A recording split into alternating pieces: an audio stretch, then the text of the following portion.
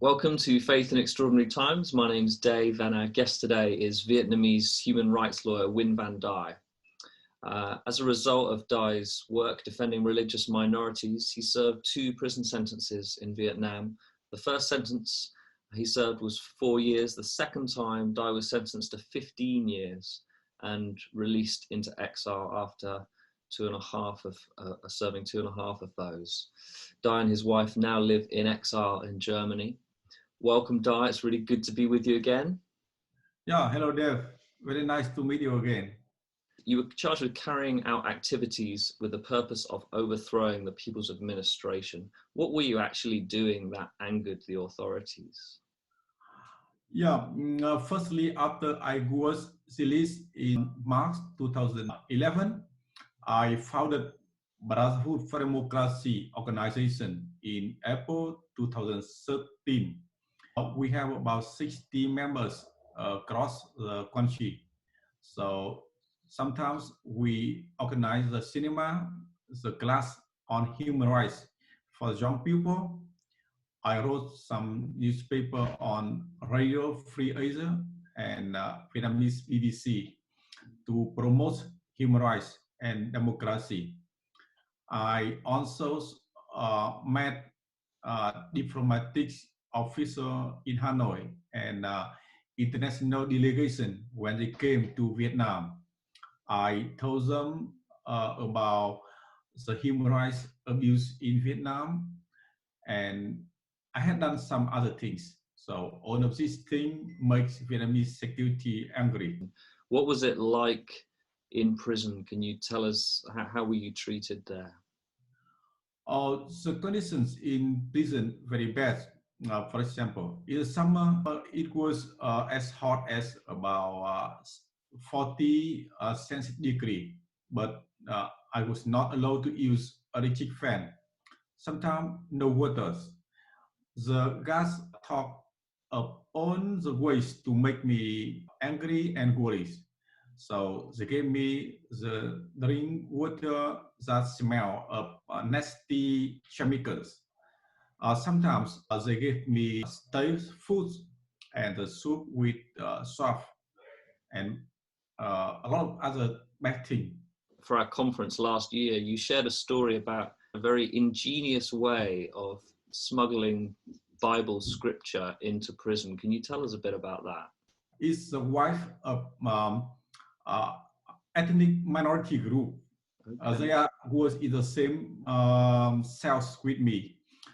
They skin full opens the noodle and then they stuff between 4 or 6 pages of Bible inside, and then they pasted the cells of noodle. When they sent to the prison, the guard checked, but they did not find out.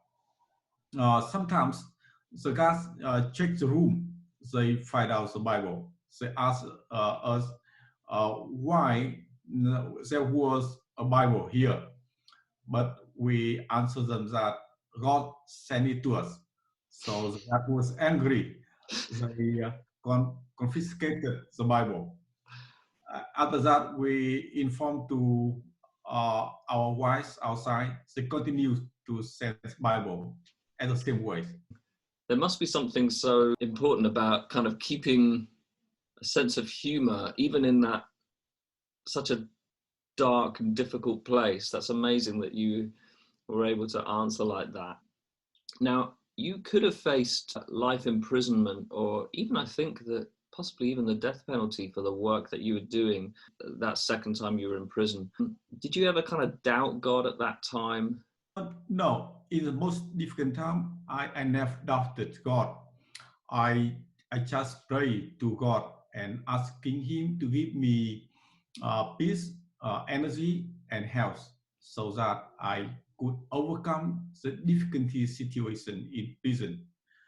And I knew that God wanted to teach me and give me more experience before He gave me the harder and bigger work. That's really interesting that God is kind of stretching you further. So actually you had your first time in prison and that was a 4-year sentence, which is a long time.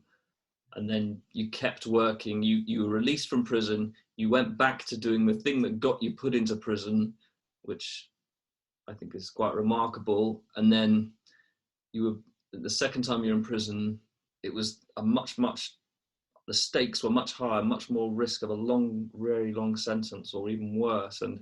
But actually God was preparing you and making you able to stand up under that.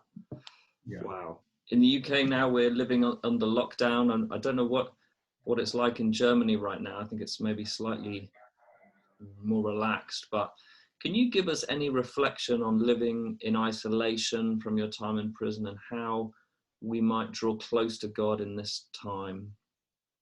Many people around the world are living in a lockdown situation, but we still much more comfortable compared with the political prisoner in Vietnam. When we are at home with our relatives, we are free to read and pray, and we can pray, worship God with others around the world on internet, and we can have good food as we like. So the prisoners in Vietnam, they do not have these things. They still have spent many years in prison. They're not allowed to meet their relatives during the COVID-19. Yeah, just teaches us to be thankful for what we have when we hear about what it's like for prisoners right now. What have you learned about going through challenging times that could help others now? The most thing I learned is the value of faith and prayers. No faith, no prayer, I could not overcome the difficulties.